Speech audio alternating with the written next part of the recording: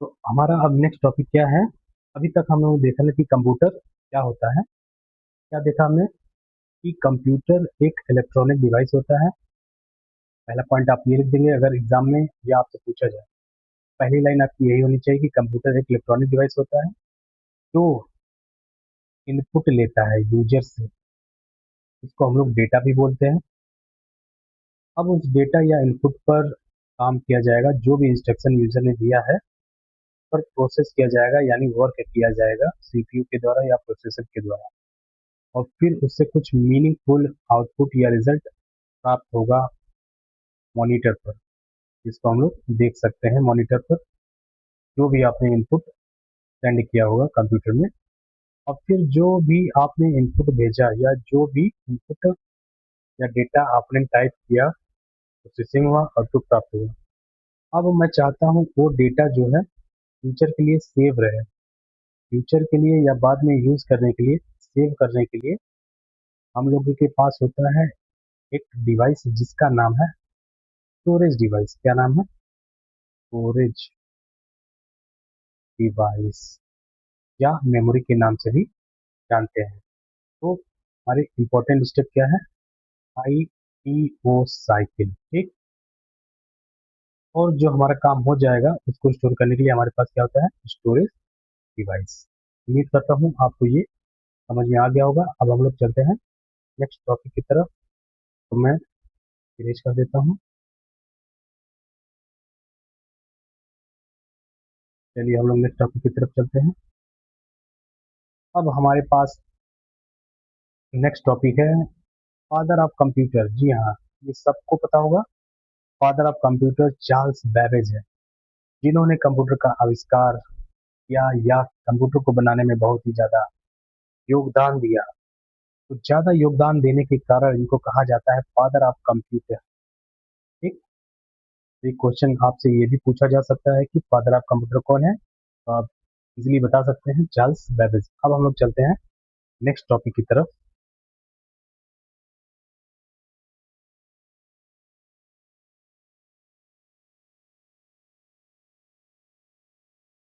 तो अब कंप्यूटर के फुल फॉर्म के बारे में जान लेते हैं। कंप्यूटर में कितने अक्षर होते हैं? COMPUT। सी फॉर होता है कॉमनली, ओ फॉर होता है ऑपरेटेड, एम फॉर होता है मशीन, पी फॉर होता है पार्टिकुलरली, यू फॉर होता है यूज्ड फॉर, टी फॉर होता है ट्रेनिंग या trade, T for education, T for education and R for research. अब ये कोई ऑफिशियल फुल फॉर्म नहीं है, बस इसको बना दिया गया है। इसको हम ना एक्सप्रेशन के तौर पर पढ़ सकते हैं कि कंप्यूटर एक सामान्यतः चलने वाली मशीन है जो विशेष तौर पर यूज किया जाता है ट्रेड या ट्रेनिंग में, एजुकेशन और रिसर्च में, ठीक। ये कोई ऑफिशियल नेम है नहीं है, इसको बस बना दिया गया है समझने के लिए। उम्मीद करता हूँ आपको ये समझ में आया होगा। अब हम लोग चलते हैं नेक्स्ट टॉपिक की तरफ।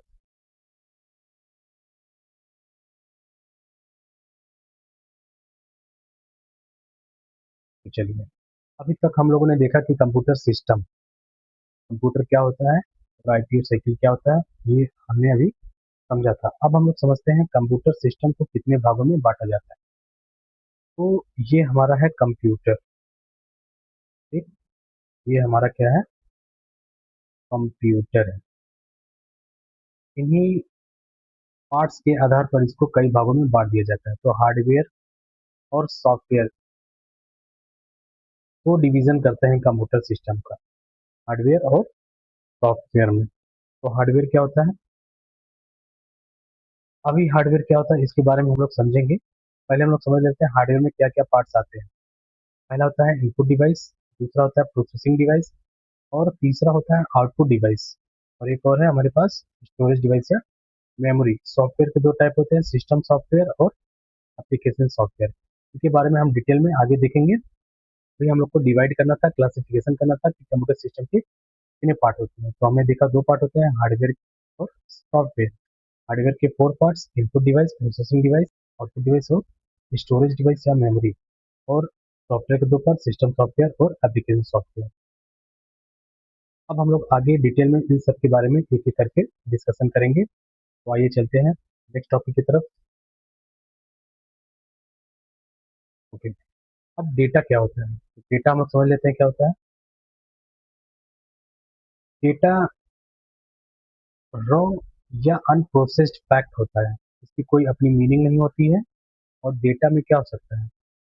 टेक्स्ट, यानी जो कुछ भी आप कीबोर्ड से टाइप करते हो, ए टू जेड या स्मॉल ए टू जेड, ये सब को बोलते हैं टेक्स्ट। इसके अलावा नंबर होते हैं 0 to 9, या बहुत सारे सिंबल होते हैं, question mark symbol, slash, star, equal to, dash, ये सब को क्या बोलते हैं हम लोग?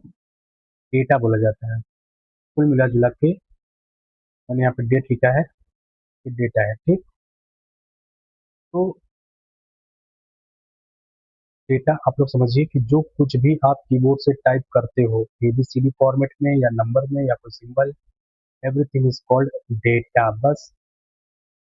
बट इसकी कोई स्पेशल मीनिंग नहीं होती है, ये अनक्लियर होता है, यानी इसका कोई सीक्वेंस नहीं होता है, ये अनक्लियर होता है, टुकड़ों में जाता है डेटा की कोई अलग मीनिंग नहीं होती है, ठीक। अब हम लोग आते हैं इंफॉर्मेशन। इंफॉर्मेशन प्रोसेस्ड डेटा होता है, इंफॉर्मेशन प्रोसेस्ड डेटा होता है, जिसकी एक मीनिंग होती है और ये यूजफुल होता है और डिसीजन लेने में हमें मदद करता है। अभी तक हमने डेटा में क्या देखा? एग्जाम्पल के लिए, राम लिखा हुआ है, 50 अलग लिखा हुआ है, ए प्लस अलग लिखा हुआ है। तो ये अलग अलग होने के कारण और सीक्वेंस में ना होने के कारण की मीनिंग हमको समझ में नहीं आ रही थी। लेकिन जब इंफॉर्मेशन में क्या होगा, जब उस डेटा को हम लोग एक सीक्वेंस में रख लेंगे तो उसकी एक कंप्लीट मीनिंग निकलेगी और उसके मतलब को हम समझ पाएंगे। राम लिखा गया, स्कोर्ड 50 मार्क्स, तो राम ने 50 मार्क्स स्कोर किया अपने टेस्ट या एग्जाम में। तो इससे हमें पढ़ने पर कुछ पता चला कि राम ने 50 नंबर्स स्कोर किया है अपने टेस्ट या एग्जाम में। इसकी एक कंप्लीट मीनिंग निकल रही है पढ़ने पर। लेकिन यहाँ पर डेटा वाले में देख रहे थे 50 लिखा है, राम लिखा है, ए प्लस लिखा है, इससे कुछ मतलब नहीं निकल रहा था। कुल मिला जुला के डेटा की कोई मीनिंग नहीं होती है, वो सीक्वेंस में नहीं होता है, जिसकी वजह से इसकी कंप्लीट मीनिंग नहीं निकलती है। और जब डेटा पर काम कर लिया जाता है, यानी उस पर प्रोसेसिंग हो जाती है, एक सीक्वेंस में लगा लिया जाता है, वो बन जाता है हमारा, वो हमारा क्या बन जाता है? एक इंफॉर्मेशन बन जाता है, जिसकी एक कंप्लीट मीनिंग निकल रही होती है, जो हमारे लिए यूजर के लिए यूजफुल होता है, ठीक। डेटा और इंफॉर्मेशन क्या होता है, उम्मीद करता हूँ आप लोग समझ गए होंगे। अब हम लोग चलते हैं नेक्स्ट टॉपिक की तरफ, इनपुट प्रोसेस आउटपुट की तरफ। अब इनपुट होता क्या है? कंप्यूटर को जो भी डेटा दिया जाता है ना, उसी को हम लोग क्या बोलते हैं? इनपुट बोलते हैं। अब इनपुट जिस डिवाइस के द्वारा दिया जाता है, इनपुट जिस डिवाइस के द्वारा दिया जाता है उसको हम बोलते हैं इनपुट डिवाइस। तो कंप्यूटर में पहला स्टेप यही होता है, यानी इनपुट कंप्यूटर के अंदर सेंड करना या कंप्यूटर को इंस्ट्रक्शन देना इनपुट के द्वारा या डेटा के द्वारा। कीबोर्ड पर जो कुछ भी आप टाइप करते हो ना, वही कहलाता है डेटा या इनपुट। अब आते हैं हम लोग प्रोसेसिंग में। प्रोसेस या आउटपुट क्या होता है, और प्रोसेस या प्रोसेसिंग क्या होता है? तो प्रोसेस का मतलब होता है डेटा पर जो भी एक्शन परफॉर्म किया जाता है उसको हम लोग प्रोसेसिंग बोला जाता है। इसका काम होता है इनपुट को आउटपुट में बदलना, और ये सारे काम किए जाते हैं सीपीयू के द्वारा, ठीक। तो ये हो गया सीपीयू के द्वारा किया गया काम, प्रोसेस या प्रोसेसिंग कहलाता है। अब हम लोग चलते हैं आउटपुट की तरफ। आउटपुट क्या होता है? अब आउटपुट आउटपुट जो होता है वो हमारा रिजल्ट होता है, जो मॉनिटर स्क्रीन पर दिखाया जाता है कंप्यूटर के द्वारा। यानी प्रोसेसिंग करने के बाद जो कुछ भी प्राप्त होता है वो हमारा आउटपुट होता है।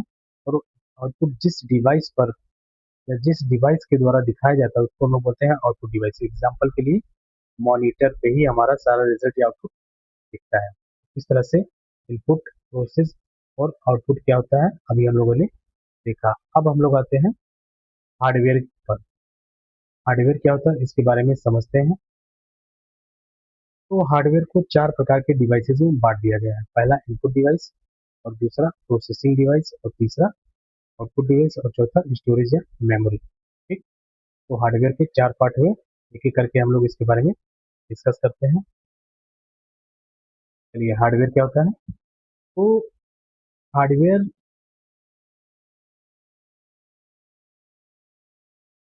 कंप्यूटर के जो फिजिकल पार्ट्स होते हैं, फिजिकल पार्ट्स का मतलब जिसको हम लोग छू सकते हैं, देख सकते हैं और महसूस कर सकते हैं, उसको हम लोग बोलते हैं फिजिकल पार्ट्स। तो हार्डवेयर क्या होता है? Hardware is the physical parts of computer. Computer के फिजिकल पार्ट्स को हम लोग क्या बोलते हैं? हार्डवेयर बोलते हैं, और इसको हम लोग छू सकते हैं और देख भी सकते हैं। एग्जाम्पल के लिए कीबोर्ड को आप छू सकते हैं, देख सकते हैं, माउस को भी छू सकते हैं, देख सकते हैं। इसके अलावा सीपीयू और मॉनिटर को भी आप लोग क्या कर सकते हैं? छू सकते हैं, देख सकते हैं। ये सारे डिवाइसेस क्या कहलाती है? हार्डवेयर। ये सब फिजिकल पार्ट्स हैं, तो हम लोग हार्डवेयर का नाम देते हैं। अब हम लोग आगे चलते हैं। अब हार्डवेयर में हमारा पहला डिवाइस था इनपुट डिवाइस। हार्डवेयर में हमारा पहला डिवाइस था इनपुट डिवाइस। तो इनपुट डिवाइस के द्वारा हम लोग डेटा को कंप्यूटर के अंदर सेंड कराते हैं या इंटर कराते हैं, और ये सेंड होने के बाद सीपीयू के पास जाता है। कहाँ पे जाता है? सीपीयू के पास। तो कंप्यूटर के अंदर डेटा को या इनपुट को सेंड करने का काम कीबोर्ड और माउस का होता है। अब हम लोग चलते हैं नेक्स्ट टॉपिक की तरफ। अब कीबोर्ड और माउस क्या होता है, थोड़ा इसके बारे में जान लेते हैं। तो कीबोर्ड एक इनपुट डिवाइस होता है। कीबोर्ड क्या होता है? एक इनपुट डिवाइस होता है। इसका काम होता है डेटा को टाइप करने में मदद करता है, यानी हम लोग कुछ भी टाइप करते हैं, टेक्स्ट और नंबर, वो होता है हमारा डेटा जो कंप्यूटर के अंदर सेंड हो जाता है इनपुट या डेटा के फॉर्म में। कीबोर्ड का काम होता है इनपुट को कंप्यूटर के अंदर सेंड करने में मदद करना। अब आते हैं हम लोग माउस की तरफ। माउस क्या होता है? माउस एक पॉइंटिंग डिवाइस होता है, यानी एरो का सिंबल स्क्रीन पर आपको दिखाई देता होगा, तो वो हो गया पॉइंट कर रहा है, यानी पॉइंटिंग डिवाइस है।